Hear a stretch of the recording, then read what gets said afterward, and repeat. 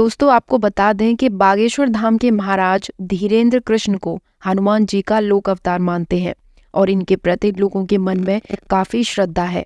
और यह दिन ब दिन इनकी लोकप्रियता बढ़ती जा रही है।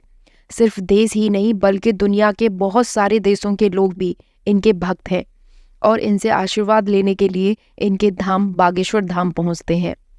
दोस्तों बागेश्वर धाम के श्री धीरेन्द्र कृष्ण आज सोशल मीडिया के जरिए देश के लाखों करोड़ों लोगों तक पहुंच चुके हैं और लोग इनकी भक्ति भावना से प्रेरित होकर इनके पास इनके दर्शन करने के लिए आते हैं।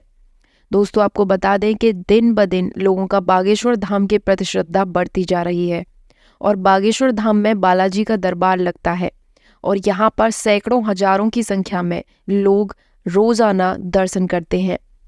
बागेश्वर धाम को संभालने की जिम्मेदारी धीरेन्द्र कृष्ण जी की है, जिन्हें बागेश्वर महाराज और बालाजी महाराज के नाम से भी जाना जाता है। आपको बता दें कि बागेश्वर धाम में हनुमान जी का कई वर्षों पुराना मंदिर है और इस मंदिर में काफ़ी जागृत और चमत्कारी माना जाता है और इसी हनुमान मंदिर की शक्तियाँ धीरेन्द्र कृष्ण के पास मौजूद हैं। दोस्तों बागेश्वर धाम के धीरेन्द्र विष्णु हनुमान जी के बड़े भक्त हैं।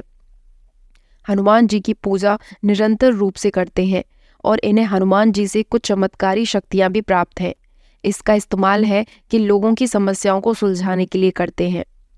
आपको बता दें कि धीरेन्द्र कृष्ण बागेश्वर धाम को काफ़ी दिनों से संभाल रहे हैं। धीरेन्द्र कृष्ण 2003 से बागेश्वर धाम की जिम्मेदारी संभाल रहे हैं और उन्होंने काफ़ी कम उम्र से ही ईश्वर की आराधना शुरू कर दी थी। ऐसा कहा जाता है कि 8 से 9 वर्ष की उम्र में ही धीरेन्द्र कृष्ण हनुमान जी की पूजा उपासना में लीन हो गए थे। उन्हें उनका बचपन खेल कूद के मिटाने के बजाय ईश्वर की आराधना करते हुए और पूजा करते हुए बिता दिया। दोस्तों धीरेन्द्र कृष्ण का पूरा नाम धीरेन्द्र कृष्ण महाराज है और उन्हें लोग प्यार से बागेश्वर धाम के महाराज ग्रुप में भी जानते हैं। इनका जन्म 4 जुलाई 1996 को मध्य प्रदेश के छतरपुर में हुआ। दोस्तों पंडित धीरेन्द्र कृष्ण के बारे में ऐसी मान्यता है कि यह अपने भक्तों के दुख कष्ट और समस्याओं को उनके बोलने से पहले ही पता कर लेते हैं और उन समस्याओं का हल भी निकाल कर बता देते हैं। इस धाम की सच्चाई को लेकर काफ़ी टीवी चैनल वालों ने उनका इंटरव्यू किया, लेकिन वह धीरेन्द्र कृष्ण को गलत साबित नहीं करता। धीरेन्द्र कृष्ण या बागेश्वर महाराज की प्रसिद्ध दिन पर दिन बढ़ती जा रही है। यह देश के बल्कि विदेशों में भी अपने भक्तों की समस्या और कष्टों को दूर करने के लिए तत्पर रहते हैं। बागेश्वर धाम में अर्जी लगाने के लिए लोग काफ़ी दूर दूर से आते हैं और ऐसी मान्यता है कि जो यहाँ पर अर्जी लगाता है उसकी अर्जी जरूर पूरी होती है। अर्जी लगाने के लिए यहाँ लोग एक नारियल को लाल कपड़े में बांधकर यहाँ के मंदिरों में लटका देते हैं और नारियल बांधने के बाद 21 बार इस मंदिर की परिक्रमा भी करते हैं। लोगों का मानना है कि एक बार जिसने यहाँ अर्जी लगा दी उसकी अर्जी हनुमान जी की दया से पूरी होती है और उसके सारे काम बन जाते हैं।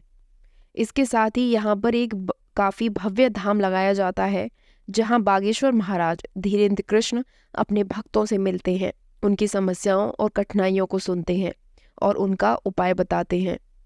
दोस्तों धीरेन्द्र कृष्ण बागेश्वर धाम में एक चमत्कारी दरबार लगाते हैं। इस दरबार में हजारों सैकड़ों की तादाद में श्रद्धालु आते हैं, लेकिन चमत्कार की बात यह है कि इन लाखों सैकड़ों हजारों लोगों में से अगर कोई भी व्यक्ति अपनी समस्या को लेकर बागेश्वर धाम के देवेंद्र किसान के पास आता है तो धीरेन्द्र कृष्ण बिना उस व्यक्ति को जाने पहचाने अपने आप उसका नाम पता, उसकी समस्या और उपाय सारी चीज़ एक सफ़ेद कागज़ पर लिख देते हैं और उसे बताते हैं कि तुम्हें ये परेशानी है। इसके बाद भक्त आश्चर्य हो जाता है, उसके तो बागेश्वर धाम को अपने बारे में कुछ बताया ही नहीं, फिर बागेश्वर धाम को इतनी जानकारी कहाँ से मिल गई। बागेश्वर धाम के नाम के पीछे की कहानी क्या है? यहाँ के सेवादार दीपेंद्र बताते हैं कि ये चंदेल कालीन प्राचीन मंदिर है, पर इसे बागेश्वर क्यों कहते हैं।